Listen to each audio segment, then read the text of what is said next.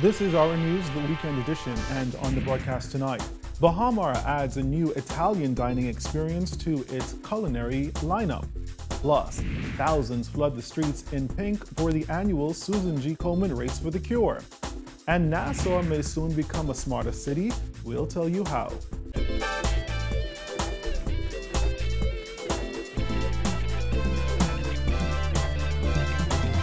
Our news is brought to you by Alive, the nation's newest and best LTE network. Good to be alive. Good evening, I'm Andrew Knowles. Thanks for joining us.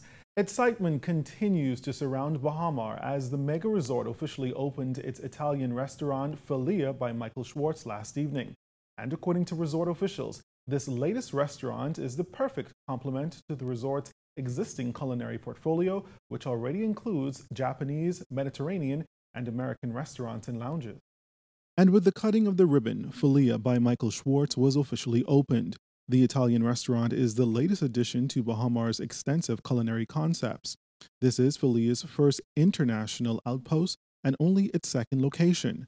Bahamar's president Graham Davis says the unparalleled Italian option only adds to the mega resort's well-rounded culinary portfolio. Well, this signifies the continued progress and extreme success that we have here at Bahamar on opening up these exceptional experiences for all of our guests and also to our wonderful community here in New Providence and throughout the Bahamas. We're thrilled with Michael Schwartz's award-winning restaurant here, Filia. Michael Schwartz is a Jane Spirit award-winning chef, and we're thrilled to have this Italian concept here and offer some exquisite cuisine for everyone here, both at Bahamar and around the community. The restaurant was filled with excited guests, all on hand to get a sample of the delicious menu offerings. And although the official opening was last night, the restaurant has been serving up its Italian cuisine to guests and locals for a few weeks now. It's an Italian restaurant. It's family orientated. As you can see, the food behind me is absolutely gorgeous. And already they're doing more than 400 covers a night. So it's a very popular restaurant with both the local Bahamian guests as well as the guests of Bahamar. Filia features honest Italian food, highlighting fresh ingredients from the wood grill and hearth, handmade breads and pasta, and a signature tableside Caesar salad. The restaurant celebrates the essence of a Chef Schwartz dining experience, a fresh and pure approach to food and drink served in an unpretentious setting. Tourism Minister Dionisio Diagler was also on hand to taste what the restaurant had to offer. He commended the resort on the diversity of its culinary offerings. He was particularly pleased, however, with the infusion of Bahamian dishes into the restaurant's menus. People are very excited to try out their offerings, getting rave reviews about their food and beverage outlets and also their Bahamian offerings. I had a friend of mine come here over the Christmas and said it was the most amazing Kong salad she'd ever had. She waited for 40 people ahead of her, and she waited until she got her Kong salad. So it's great to see they're incorporating, infusing Bahamian food and Bahamian culture into their offerings. Well, it's been just about 2 months since the SLS Bahamar opened its doors to guests. And according to the hotel's general manager, Richard Alexander, the SLS has been doing phenomenal. We had a very good Christmas and New Year, occupancy in the mid-50s, and then we've rolled right into the new year, 2018, with just as good occupancy. This weekend, with the President's Weekend in the US, we're going to have about 180 rooms occupied. The SLS has 299 rooms. From the courts tonight, the removal of stenographers from the magistrates' courts adversely affected the work of the magistrates' courts. That's according to Acting Chief Justice Stephen Isaacs, who made the statements during his address at the opening of the 2018 legal year. There were stenographers in the magistrates' courts, but they were removed some years ago on the expectation that voice recording systems would be purchased and installed. When the stenographers were removed, the work of the magistrates was adversely affected.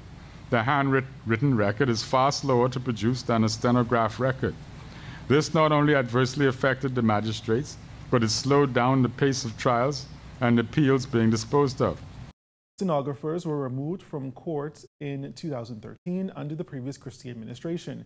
Now, years after their removal, the acting Chief Justice says there needs to be relief for the magistrates' courts. Another project, digital recording system, is being explored and tested with the assistance of the U.S. Embassy.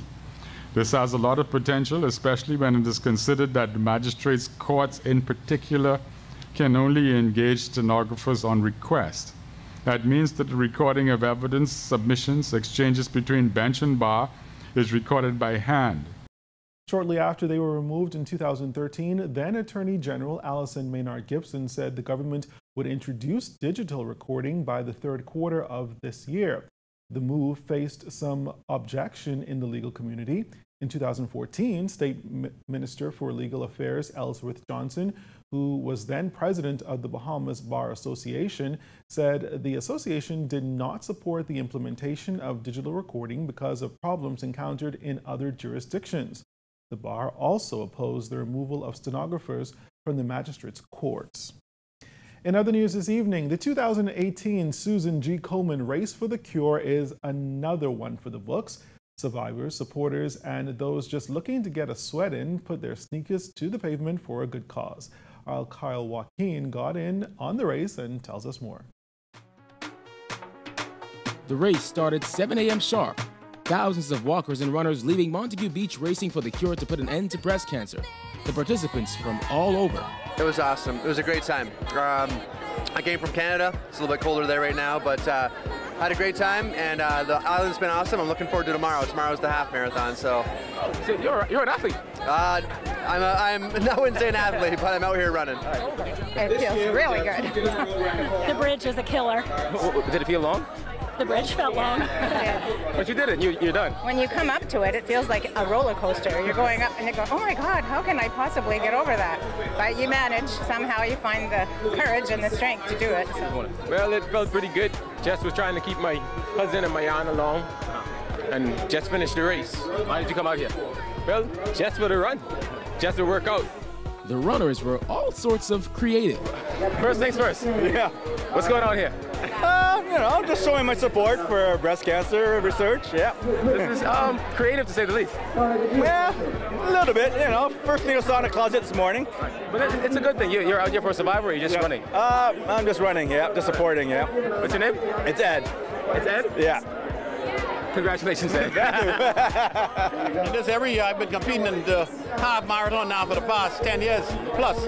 But I got a little pain in my side, so I decided, Father Police just called me to let's walk this morning. Right. You know, it's always good to walk for the cause, because this cancer is really afflicting so many Bahamian women. I don't know what we're going to do with it at the end of the day, but we need to support them fully.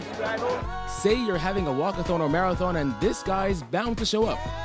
Oh, it always feels good running for a cause or not a cause, but especially for a cause, and that's why I always show up. I encourage other people to show up, because people who organize these things, people for whom these causes are put on, need to know that we support them as general public. And plus, it's a time for fellowship and, of course, physical fitness. That's what's important in Bahamas. Speaking of physical fitness, I saw you tried to give me a run for my money this morning. Well, you like, man. You know, try to give. Come on, let's go back. No, I get it. Because I'm actually doing it for my aunt, who's in remission at this point. She was suffering from breast cancer. So I think that the support is good and the crowd is good. So if we continue to do good with this initiative that we're taking, I think that we're going to actually find a cure one day. This is my sister, Julie Kenny. She passed last year. She was a 13-year cancer survivor. Very passionate about it. And you're out here running for her? Yes, and I'm a survivor also, 10 years. And when we say everyone and their dog got involved, literally everyone and their dog. Hey Max, how does it feel?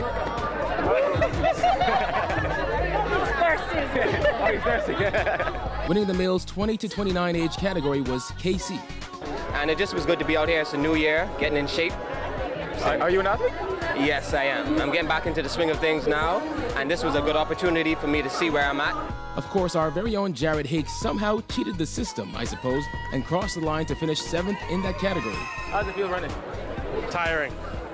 I heard you lost to Kyle Joaquin. Really? I lost to Kyle Joaquin? Yeah. How'd that happen? I don't know. I could have sworn when I was coming around the bend, this guy Kyle Joaquin. Good job. In the end, one has to remember why we were all out there. giving back and hoping for a cure. Truly excited, and especially to know that this is such a large crowd. It's awesome to know that persons are now feeling the effect of what is happening and wanting to give back. And you have people young and old out here. Young and old, and it is amazing to see them want to come over the bridge, so that was awesome. Every year we come out, every year. This is my 15 years survivor, and every year I be right here and giving God thanks to see another 15. My 10 years. And same thing, same time, same place. And this is just a blessing, and this really is an example of what the Bahamas is all about. In terms of organizing, in terms of 1,000 volunteers, in terms of corporate Bahamas, in terms of all the people coming out to show their support for this cause, this is the way really and truly the Bahamas should start its year every year. Until next year, reporting for our news, I'm Kyle Joaquin. All right, thanks, Kyle. The Atlantis Resort releases Manny. Find out more when our news returns.